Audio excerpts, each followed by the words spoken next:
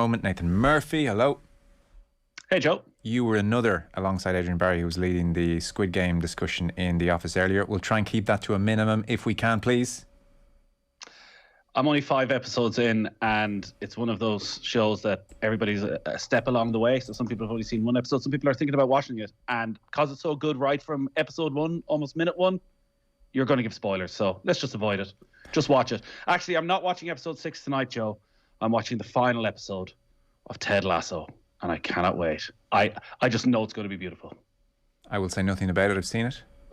Oh, okay. I tell you what, though, one tip on Squid Game. I think we were in agreement on this. You certainly led the charge, and I jumped in wholeheartedly when you made the point. For anyone thinking of watching it, dubbed actors or subtitles? Subtitles all the way. Subtitles all the way. If anything, the dubbed American accent really makes the acting almost look farcical. Whereas, in fact, when you've the subtitles on, you realise they're all brilliant performances. Well, for 3/4 of the first episode, which I watched with the dubbed American accent, I thought it was meant to be a bit of a comedy.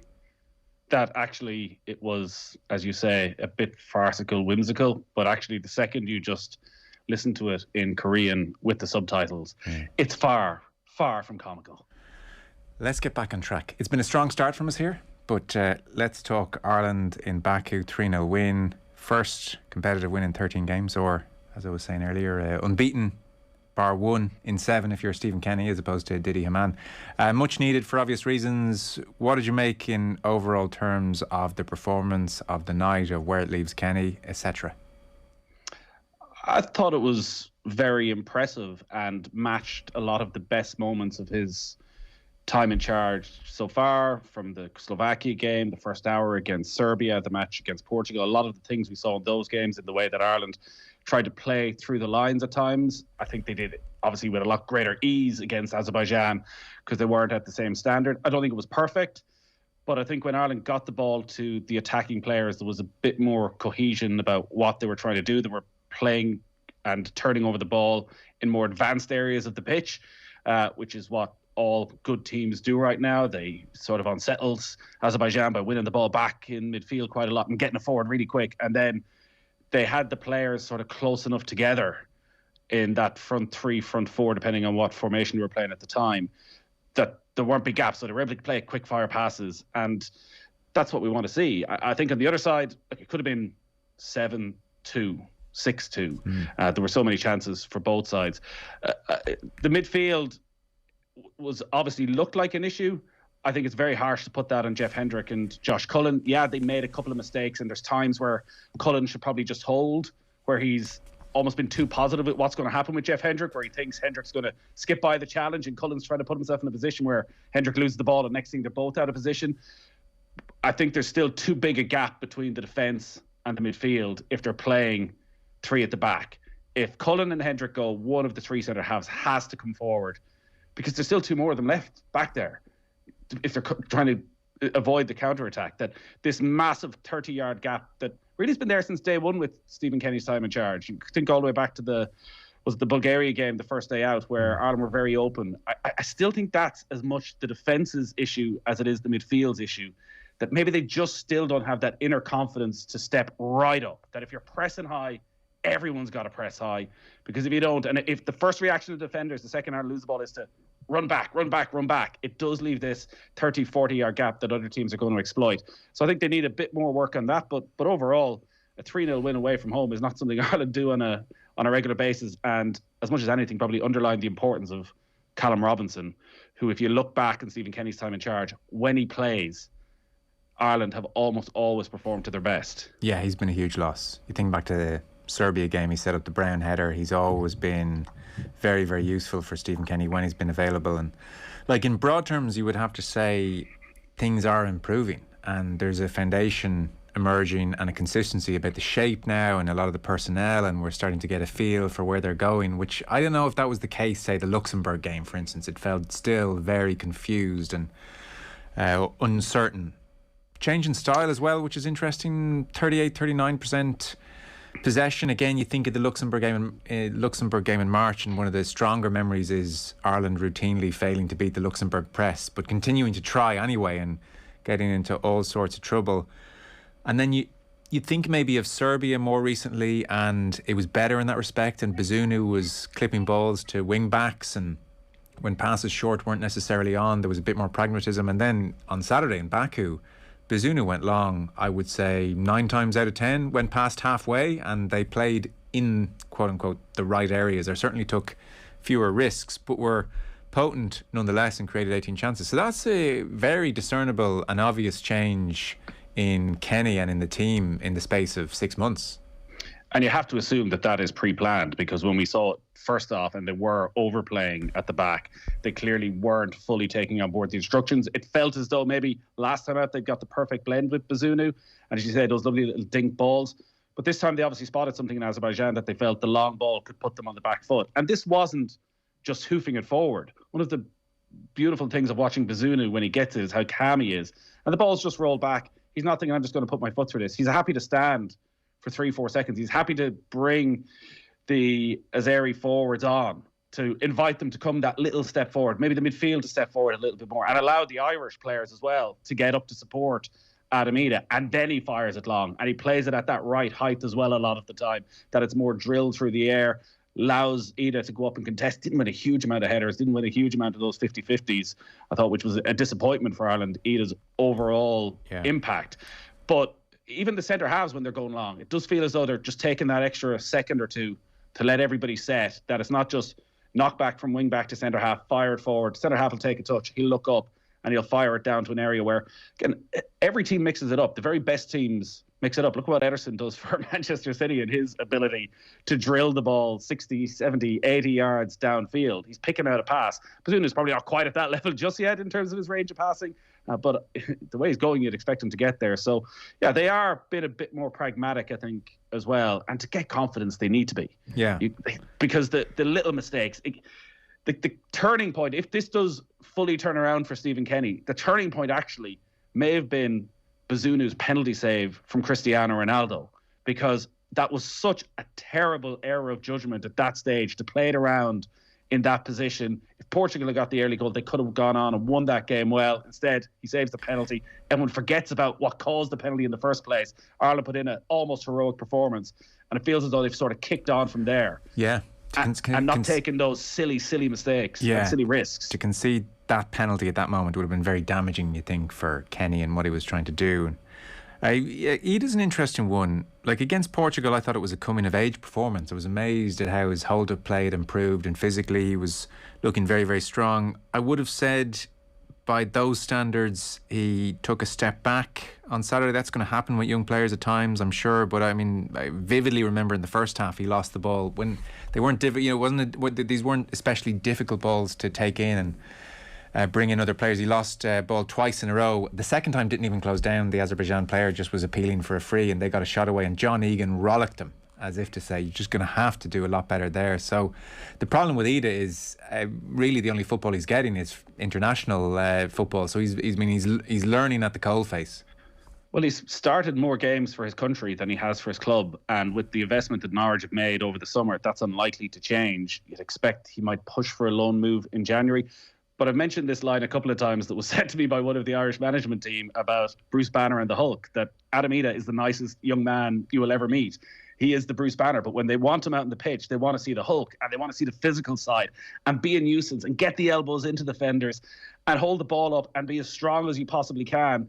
And against Portugal, as you say, we probably saw that. And he made a nuisance against some of the best centre-backs in the world. Like Ruben Diaz is there that night, made a right nuisance of himself, but it was just too easy the last night. He was pushed off the ball and he looked short in confidence, didn't seem to quite know, again, what his role was, where Callum Robinson, actually, when the ball came to Callum Robinson, he held it up brilliantly. 3 or 4 times he got it on the halfway line, just put his foot on it, rolled it back to the midfielders, allowed the wing-backs to get forward, sometimes to get in front of him, to get themselves involved. So that's the grand plan of where Irish football is going. It is the one caveat I have to the progress I think that Stephen Kenny is making and will make.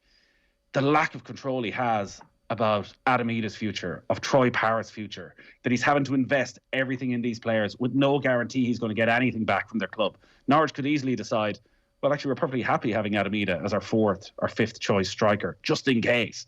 They don't need financially probably to let him go. So if that ends in a situation where he starts, 3 league games all season and 10 substitutes appearances at his age.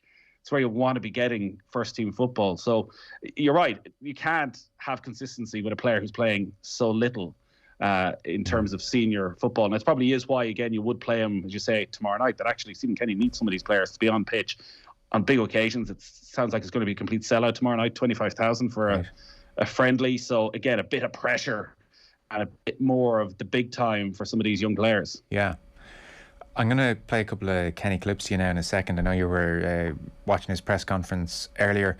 Just on the other aspect of this performance, and neither of us are getting carried away here, I hope. I know there's a strong contingent who are still not happy with Kenny and think, he's on borrowed time. But there is an issue in the performance in that the first 15 minutes are great, like really, really good. And I thought Jeff Hendrick was great, for instance, as one of the midfielders and really good on the ball and really sharp. And then after the goal, and maybe 5-10 minutes after the goal, it was fairly clear Azerbaijan had taken control, and they just sort of kept control right the way through until almost Robinson's second goal. They basically bossed things, and in that period Ireland couldn't get a hold of the game, and it's a combination of factors. Some of it's Idah not taking the ball in, some of it's just various players not being sharp when they could be. There does seem to be, though, an issue for Kenny to think about, which is that midfield balance. Now, it's very easy to criticise Hendrick and Cullen. I thought they did okay. I think it is a case of manpower. This is meant to be a 3-4-2-1. In reality, I would put it to you, a lot of the time it's a 5-2-3. And the fullbacks could maybe be a bit braver in their positioning, step up and give the two lads a hand and say, do we need 5 of us back here? We're sitting pretty and it's nice and everything, but maybe they could step up. And I guess the question is, are we going to see a slight shift in how they set up, as in a third midfielder of sorts in there? You look at Chelsea and you kind of, anytime you watch Chelsea at the moment, you're thinking Anthony Barry and his fingerprints. And recently they've gone to 3 in the middle. Kante on at half-time against Spurs. I think you did that game for us, the commentary. And then the Man City game, they went with 3 in the middle again. And recently it was just Timo Werner and Lukaku. And Ireland may need to go that way. So you presume Callum Robinson's going to keep his place. You presume he persists with Idah. It may have to be the Daryl Horgan or the Aaron Connolly type out, and a Jamie McGrath or an Alan Brown in there, a midfielder who can absolutely join the attack so the two boys up top aren't isolated. But I don't know, I felt like Cullen and Hendrick were thrown to the wolves a touch. There's a lot of ground for them to cover. It's not really Jeff Hendrick's game either, control. There's an explosiveness to Jeff Hendrick when he's at his very best. It's all Josh Cullen's game, where he's very happy to play the tidy passes. Again, I think getting that defence to step up closer to give them more easy options out. But you're right, the Daryl Horgan from the start experiment hasn't really worked. And listen, maybe Ogbena is similar in that certain players suit coming off the bench for the last 20 minutes where it's a little bit open, players are tired, it's a little bit scattered. Horgan, the couple of opportunities got from the start under Kenny, and he's been brilliant off the bench. He's probably been one of the real success stories, but from the start just doesn't have the composure or the control or even maybe the confidence to get on the ball and try and dictate a game. So I think you touched on a player there, though, who, much like Callum Robinson, has had a lot of different issues. Alan Brown, who, when he's played for Stephen Kenny, has almost always delivered and does have that balance of being able to get forward. He's played every sort of position for Preston, so he has a defensive know-how, but can play that almost number 8. It shouldn't really compare to Chelsea and, a Kovacic or a Kai Havertz and where they're playing. But maybe he can actually get up and support Adam Idah. If Adam Idah does hold the ball up, he can be up there. But also in Ireland, they're just trying to have numbers in midfield and settle things down, that he can be that player as well. So I think he was a loss. It does seem as though, I thought maybe Howerhan might be that player, but Howerhan just seems to have fallen out of the picture a little bit and isn't getting that opportunity. Whereas I think if Alan Brown was fully fit and available, that he might be that guy. But it is an area where Ireland are definitely lacking in quality, and we can compare what other countries are doing and why they're successful. Look at Scotland and the victory against Israel and the joyous scenes you saw because they beat Israel with a last-minute winner. But it's Scott McTominay and Billy Gilmore in the middle of midfield. It's real top-level quality. They'd get into our team. There. Much like Wales, when Wales is successful, Aaron Ramsey is still there, and how he's several steps above everybody else on the pitch when he's playing.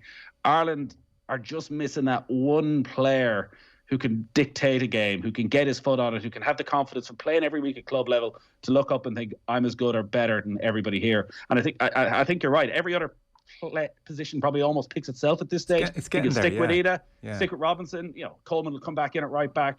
Maybe a bit of a scrap at left back. I think Doherty will have to play. The back three, we more or less know, with Darragh O'Shea maybe coming back in. Hendrick and Cullen, he clearly wants. It is that one player, and can he find the right mix that actually allows Ireland to dictate games and also has somebody who's up supporting, so suddenly Idah isn't isolated. Is that one position that is up for grabs in the team midfield? Yeah.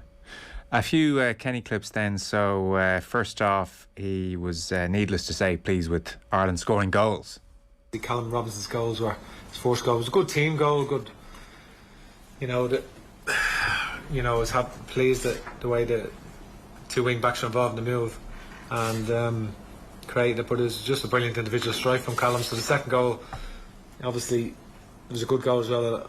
Albeit it got deflection, but it was a terrific goal. And we're pleased to see Chio Ogbenya, come off the bench, and he looked, real positive personality, and it was great for him to score, because he surprised us with that, because we hadn't got that down as one of his main attributes. His leap to height to get off the ground and the power he got in the header was terrific, and that was terrific. That we were pleased with that. Yeah, in fairness to him, very involved when he came on, caught the eye. Did you enjoy Callum Robinson's goal celebration, Nathan? Silenced his critics, Joe, didn't he? He was sticking it to Joe Duffy. Let's not go there again. I loved it, but it was used as his performance was used as vindication for Robinson's vaccine stance. I'm like, well, for that I would ask. Ireland drew with Azerbaijan at home. Where was Callum Robinson? He was sat on the bench, unable to play the full match because he was still suffering the impacts of COVID, which he'd had for the second time. So, that's the impact that it had initially. The team have obviously come together. We saw that before the game with John Egan's comments in the press conference. You would expect them to rally round. That is what a good squad does. It wouldn't have been a good sign if the criticism of Callum Robinson, the squad had a split over this. So they've all rallied round. They have found a focal point to get behind, and best of luck to them with that. But I don't think Callum Robinson changed anybody's mind on anything by the goals. I don't think so. Entirely separate. Be like if he didn't play well and me and you sat here and said, well, look, this is what happens when you don't have the vaccine. You don't play, you're not good at football. That was it. That was huge contribution from him. I mean, wow, if they can keep him fit and playing, he's a bit of a game changer for Ireland. So sum this up for us then as we head towards the match tomorrow, which you'll be commentating on live.